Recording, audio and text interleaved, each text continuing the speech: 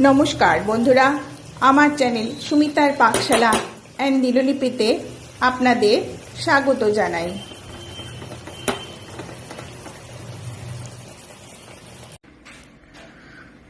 আজ আমি তৈরি করছি খাজা।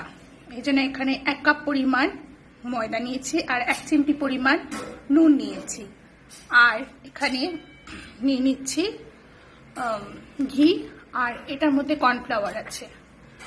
আর এবার এই কর্নফ্লাওয়ারের মধ্যে একটু ঘি দিয়ে একটু একটা পেস্ট তৈরি করে নিচ্ছি।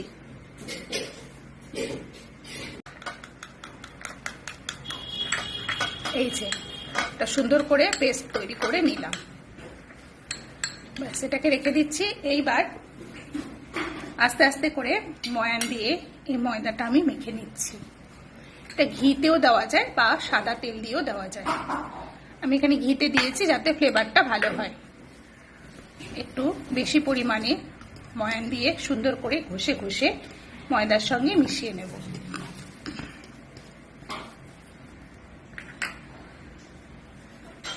সামনেই রথযাত্রা, জগন্নাথ দেবের উৎসব হচ্ছে এই রথযাত্রা। জগন্নাথ দেবের যে প্রিয় ভোগগুলো আছে তার মধ্যে একটি অন্যতম প্রধান ভোগ হচ্ছে এই খাজা।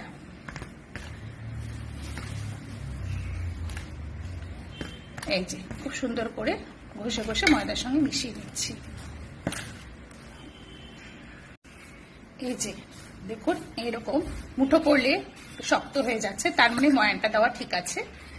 এইবার অল্প অল্প পরিমাণে জল দিয়ে, নর্মাল টেম্পারেচারের যে জল সেটা দিয়ে আস্তে আস্তে করে ডোটা তৈরি করে নেব। এটা খুব বেশি শক্তও হবে না, আবার খুব নরমও হবে না।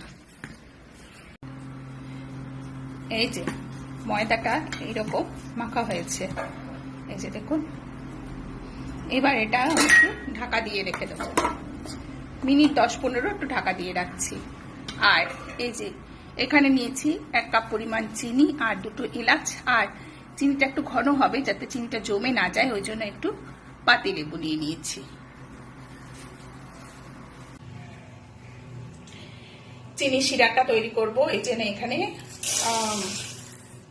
1 কাপ পরিমাণ জল নিয়েছি আর 1 কাপ পরিমাণই চিনি দিয়ে দিচ্ছি। দিয়ে একটু শিরাটা তৈরি করে নিচ্ছি। আর এর মধ্যে 2টো এলাচও দিয়ে দিলাম।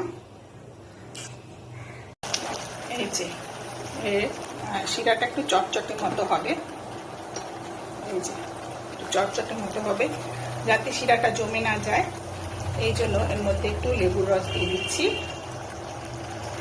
1 চামচ পরিমাণে। আর একটু দিয়ে দিচ্ছি ফুড কালার, ব্যাস।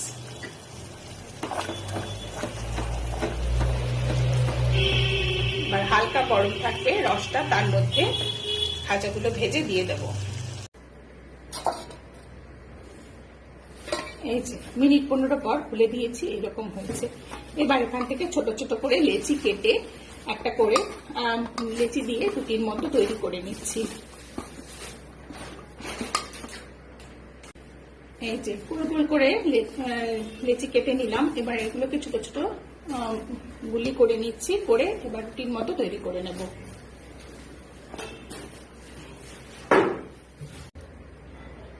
লেচি একটু সামান্য ময়দা দিয়ে নিয়েছি, দিয়ে একটু রুটির মতো করে বেলে নিচ্ছি।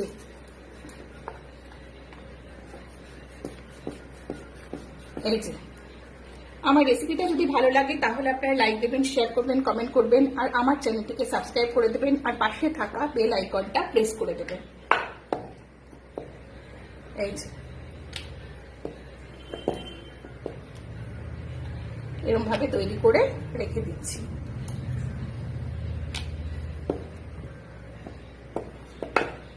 এই যে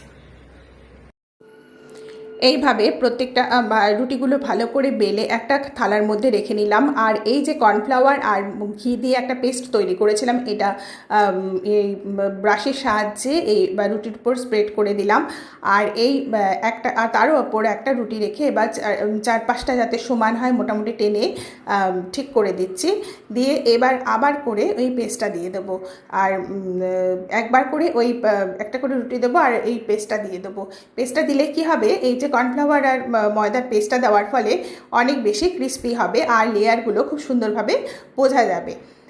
এই যে করে দিচ্ছি। এবার এইভাবে সমস্ত রুটিগুলো রাখার পর একেবারে ওপরে যেটা ওপর একদম ওপরে যে রুটি থাকবে তার উপরে একটু পেস্টটা দিয়ে ব্রাশ করে দেব, দিয়ে এবার রোল করে দেব।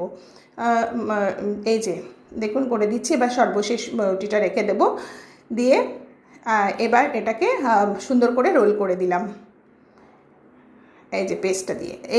এইবার রোলের যে অবাঞ্ছিত যে একটুখানি অসমান অংশগুলো কেটে দিলাম, দিয়ে এবার সমান করে মোটামুটি যে একটুখানি সাইজ করে একটু সমান করে নিলাম। নিয়ে এবার একটা আন্দাজ মতো করে ছোট ছোট করে কেটে নিলাম। এখানে এই ডোয়ে থেকে ছোট ছোট করে পোর্শন কেটে নিলাম, এই যাতে খাজা তৈরি করা যাবে। এই যে এইবার এই খাজা এইবার এইগুলোকে একটু আঙুলের সাহায্যে একটু প্রেস করে দিচ্ছি। এইবার এটাকে একটা বেলনার সাহায্যে সুন্দর করে বেলে নেব। এই যে বেলনার সাহায্যে হালকা হাতে বেলে দিচ্ছি। এবার হালকা হাতে বেলে লেয়ারগুলো খুব সুন্দর বোঝা যাচ্ছে, মানে খুব বেশি চাপ দেব না, হালকা হাতে এবার লম্বা করে একবার একটু চওড়া করে বেলে দিচ্ছি।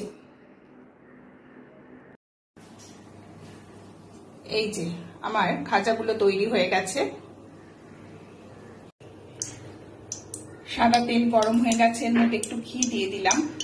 তেল ঘি ভালো করে মিশিয়ে নিচ্ছি।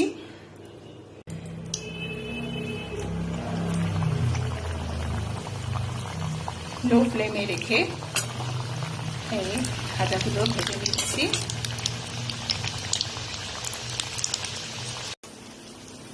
এই যে দেখুন, লো টু মিডিয়াম ফ্লেমের মধ্যে আমি এই খাজাগুলো ভেজে নিচ্ছি।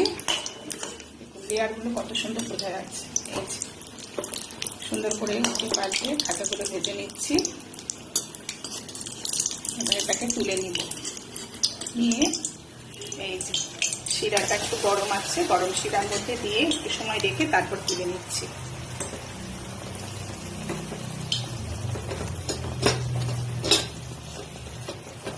এবার তুলে নেব। এই যে রসের থেকে তুলে নিয়ে রাখছি, কেন বেশিক্ষণ রসে রাখলে এটা নরম হয়ে যেতে পারে। এই যে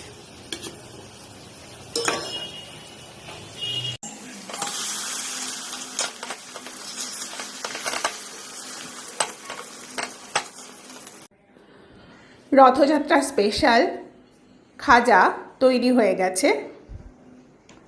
এই যে এতক্ষণ আমার সঙ্গে থাকবার জন্য আপনাদের ধন্যবাদ।